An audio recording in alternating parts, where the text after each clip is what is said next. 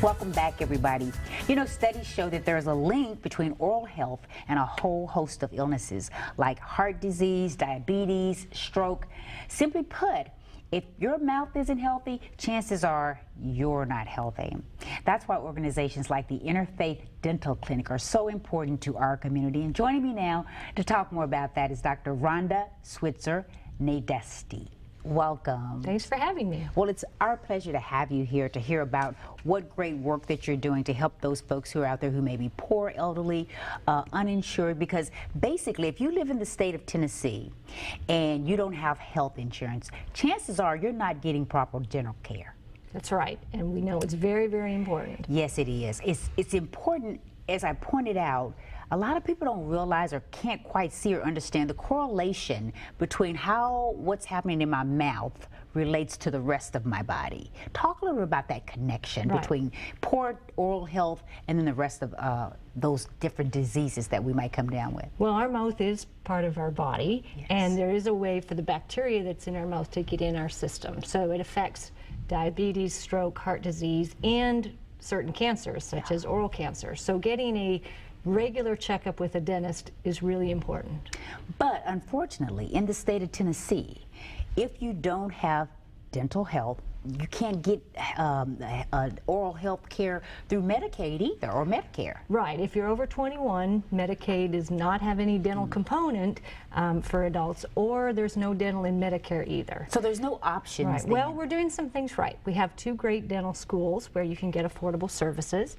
There are some community centers in Nashville, federally qualified health centers, the public health department, but there's still huge gaps out there, and that's why Interfaith Dental Clinic was created. I see. And you've been around 20 years now. This is your 20th year you're celebrating. And for folks who may not know, you are just a regular dentist office. Talk about the types of services you provide. Right. Well, sadly, most people don't come to us that need just a checkup and a cleaning. So they come when their dental disease is advanced and they've likely been suffering a long time. So when they come to us, they want everything fixed. They want to be able to smile, and they know that their overall health is being affected. So when people enroll at Interfaith, it's usually a 1 or 2 year relationship where we help the person reach their oral health goals. So they want to look employable, they want to be able to smile big, and they want to be able to prevent disease in the future and learn how to not have dental disease affect their young families. So who's eligible, doctor? Who can come in and have services? Right, so we have 2 programs. Our emergency program is based on how much availability we have that day. So people call, and if they need a tooth pulled, then we're available for that. The rest of our program is by application, and the folks have to be a Middle Tennessee resident, be uninsured dentally, and be living below 250% poverty. And if they're between the ages of 18 to 64, they need to have employment. Okay, so you have a sliding scale, basically, for those folks who are sliding scale based on income. Okay, well, that's good to know.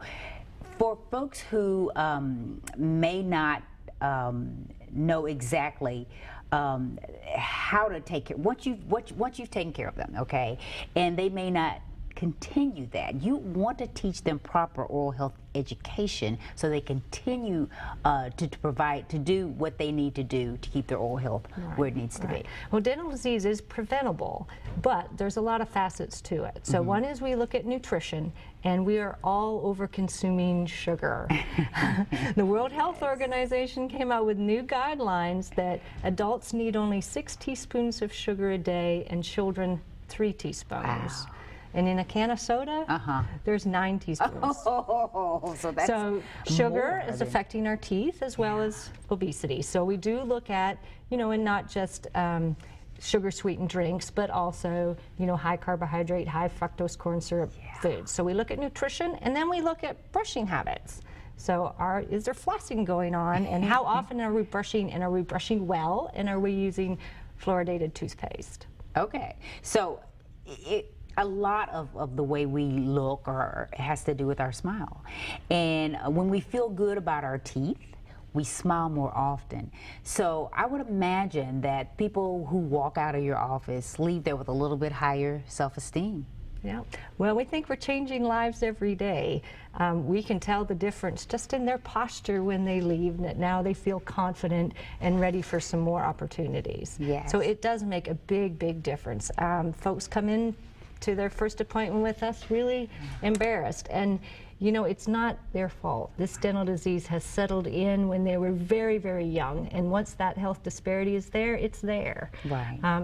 But it can be fixed, and we have a wonderful group of volunteer dentists that can help provide all the services that dentistry that can provide to help someone get their smile back. Well, I want to talk more about your volunteers and the folks that staff your office, but we got to take a break.